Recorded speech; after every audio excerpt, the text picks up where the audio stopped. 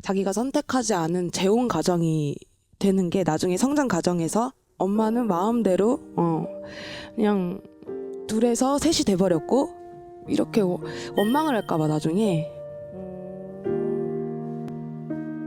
그래서 아예 전혀 이제 결혼이라는 거는 이제 나는 이제 아니다, 이번 생은 아니다라고 생각을 했는데 한날 아이가 크게 잘못된 행동을 해서 회초리를 들고 이야기를 아이랑 했어요. 훈육을 했는데 사람인지라 너무 화가 나서 감정적으로 대하고 나가 이렇게 소리를 질렀어요, 아이한테. 어머. 근데 아이가 눈물을 뚝뚝 흘리면서 혼자 옷을 입고 나가더라고요. 아이고. 근데 제가 잡고 싶었어요. 그러니까 이리 와서 다시 얘기하자, 안아주고 싶었지만 저는 이미 아이에게 훈육 도중이었고 나가는 아이를 잡지 못하고 아이는 복도에서 소리 없이 울고 저는 그 걱정이 되니까 그 현관문에서 문 닫은 채 둘이 소리 없이 그냥 울었던 적이 있었어요. 근데 거기서 문득 생각이 나는 게 신은 부모를 둘로 만든 이유는 있을 거라고 갑자기 문득 생각이 나더라고요. 너무 마음을 닫고 살았나, 새로운 가정에 대한, 결혼에 대한 벽을 너무 쌓고 살았나. 그래서 조금씩 열린 거예요, 마음이. 그러면은 남편 되실 분은 지금 여자친구분께서 아이 때문에 결혼을 좀 고민하시는 것 같은데 알고 계셨어요? 네. 싫다고 계속 밀어내긴 했는데 그냥 결혼을 왜 망설이냐, 그 이유가 뭐냐 하고 이제 아들 때문이다 그러면 저는 그거는 좀 아닌 것 같다. 더 만나보고 그래도 아니면 그때는 뭐 어쩔 수 없지만 그게 아니라면 한번 만나보는 것도 나쁘지 않겠냐. 그러면은 남편 되실 분은 초혼이신 거예요? 이번 결혼하시면? 네. 그럼 아이에게 어떤 아빠가 되어주겠다라고 뭐 다짐을 하신 게 있어요? 그냥 다 똑같지 않을까요? 그냥 어느 누구보다 더 아빠 같은 아빠? 진짜 멋있으시다. 맞아요. 그럼 혹시 뭐 남자친구분과 이제 함께 사시면서 아이나 본인에게 좀 바뀐 점들이 좀 더 있을까요? 일단 패턴이 상당히 바뀌었어요. 그냥 아침, 점심, 저녁 잘 잤어? 잘 자? 이불 덮어주고 셋이 함께 하게 됐잖아요.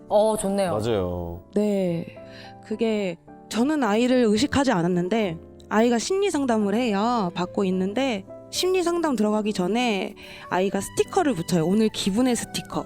아, 기분 스티커. 네네네네. 네, 근데 보통 다 화남이었어요, 아이가 늘. 근데 같이 지내고 나서 기쁨으로 바뀌더라고요, 스티커가. 오, 너무 잘 됐다. 그래서 선생님이 이유를 물어봤대요. 왜 이렇게 기뻐해? 요새는 기쁜 일이 많은가 봐 했는데 요새는 마음에 후시딘을 그 연고를 바른 것처럼 그냥 뭐 이렇게 나 다 낫는 것 같아요 라고 선생님한테 그렇게 말을 했다는 거예요. 그러니까 아빠의 부재가 좀 많이 상처로 여겨졌었나 봐요. 네. 근데 저는 몰랐어요. 저는 그냥 제가 모르고 싶었었나 봐요, 아마도. 그럼 남자친구분과 아이의 관계는 어떻습니까? 같이 캠핑도 다니고요. 아이가 뭐만 하면은 삼촌한테 사달라 해야지, 삼촌한테 해달라 해야지 이런 사이예요. 삼촌이라고 아직 호칭을 네, 아직은. 하는군요. 아드님한테는 어떤 호칭으로 부르세요? 저는 아들이라 합니다. 벌써 아들이라 하시는구나. 그럼 엄마가 만약에 아드님을 막 혼내시면 삼촌한테 달려가요? 아직 그러진 않아요. 그러니까 어색해서 아이를 다루는 게 처음이니까 제가 화를 내면 혼자 조용히 나가더라고요. 화내면 그 공간에서 피하는구나. 네. 내가 만약에 화를 내면 아들한테 그냥 괜찮냐라고 한마디만 해줘라. 이렇게 그럼 고맙겠다 했어요. 본인이 화를 안 낼 생각은 안 하고 역시 근본 해결사.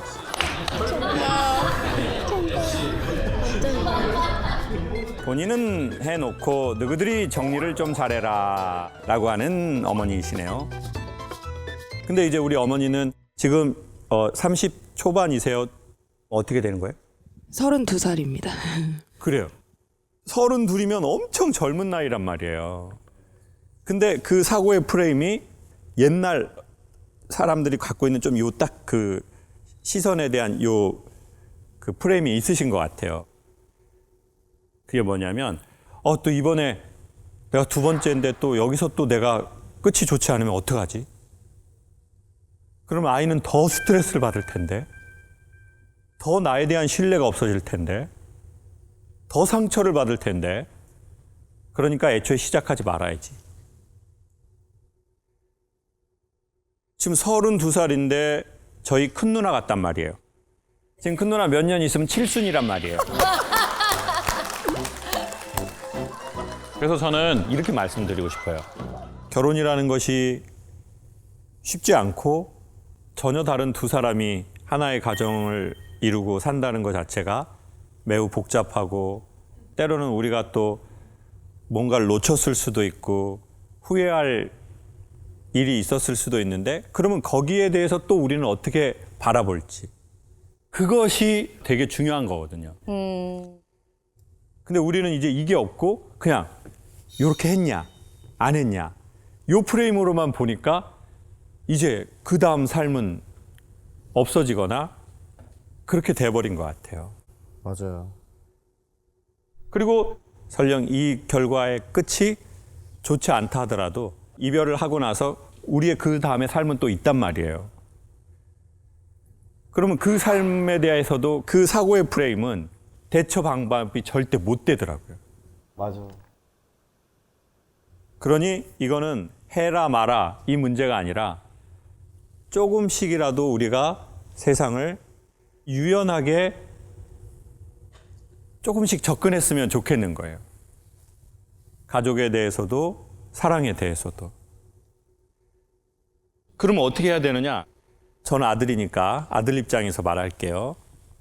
뭐 저는 하나의 지극히 한 의견밖에 안 되지만 엄마가 나한테 살짝 미안해하는 마음은 전 있는 건 좋다고 봐요.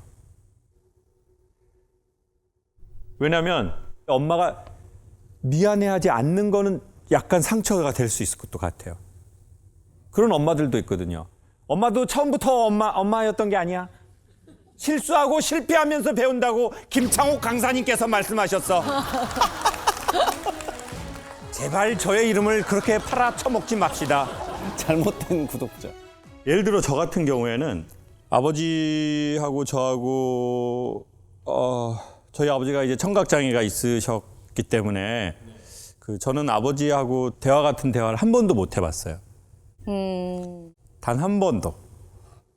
그래서 사실 저는 아버지라는 단어를 제가 잘 몰라요. 그게 무슨 말인지를. 근데 어느 날 전화가 왔어요. 여보세요? 그랬더니 제주도에 있는 어떤 치과래요. 아버지가 누구누구 씨 맞으세요? 그러더라고요. 그래서 예, 저희 아버지입니다. 뭐 왜 그러세요? 그랬더니 저희 아빠가 거기에 임플란트 하러 오셨는데 치료비를 저한테 낼 수 있겠냐고 물어보라고 전화를 하라고 했다는 거예요. 저희 집이 자식이 6명인데 왜 내가 아다리가 됐을까? 아버지의 다리의 줄임말이죠. 아다리. 그래서 제가 하겠습니다. 잘 부탁드릴게요. 그리고 전화를 딱 끊으려는데 그런데요 할아버지가 전화 받고 달래요. 그러는 거예요. 저희 아버지 귀 안 들리시는데 전 아버지랑 통화해 본 적이 없거든요. 단 한 번도. 바꿔주세요. 귀가 안 들리시면 소리를 크게 하시거든요. 전 가만히 있고. 막둥이냐! 아버지라! 미안하다.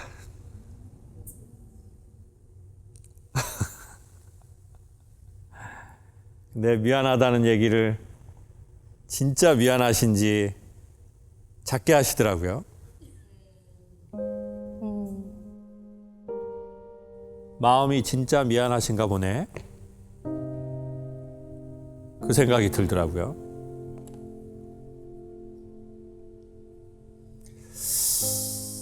의도적이진 않았지만 언젠간 아버지가 미안하다고 얘기해야 된다고 생각을 하고 자란 것 같아요.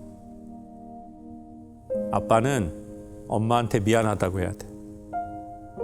그리고 자식들한테 미안하다고 해야 돼. 마찬가지예요. 그래, 엄마가 이랬건 저랬건 아들아 미안하다. 근데 이걸 맨날 말로 할 필요 없어요. 가족은 눈빛으로도 알고 얼굴 표정으로도 알고, 그렇지만 언젠가 중요한 포인트에서 말해줄 필요는 있겠죠. 엄마가 매우 미안하게 생각하고 있다. 그게 엄마의 가슴에 큰 돌이 되었다.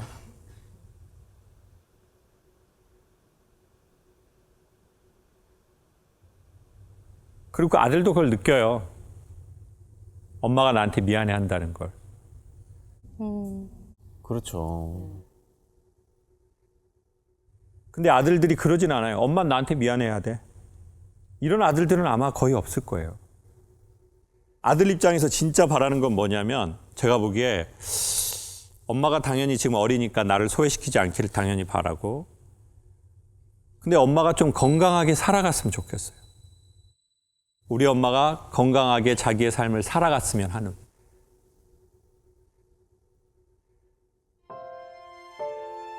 누군가와 그래도 조금 나긋나긋한 좋은 관계로.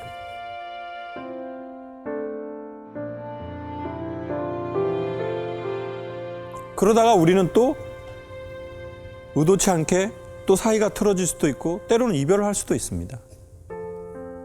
그러면 거기에 대해서도 또 엄마가 그렇게 또 노력도 하고 그랬는데 엄마가 또 이런 결과를 갖고 오게 됐다.